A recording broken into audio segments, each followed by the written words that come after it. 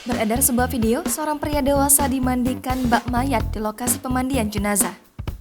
Hal itu diketahui dalam unggahan Instagram @fakta.indo pada Kamis 21 Juli 2022. Dalam keterangan video menyebutkan, pria tersebut dimandikan seperti layaknya jenazah dikarenakan terciduk sedang mencuri kotak amal di masjid. Pada video, nampak pria berkaos biru ditidurkan di tempat pemandian jenazah. Kemudian, beberapa orang pun menahan pria itu agar tidak lari dan tetap di posisinya. Pria lainnya yang berpakaian gamis yang dipanggil Pak Imam pun yang memandikan langsung si maling. Dengan menggunakan selang, pria itu mengguyur seluruh tubuh si maling dari kepala hingga kakinya. Tampak ia mencoba untuk lari namun ditahan oleh beberapa orang di sana. Si maling pun akhirnya tampak pasrah dan menerima saja tubuhnya dimandikan bak jenazah. Belum diketahui waktu dan lokasi kejadian pada video ini. Video yang berdurasi 6 detik ini pun ramai ditanggapi oleh para warganet.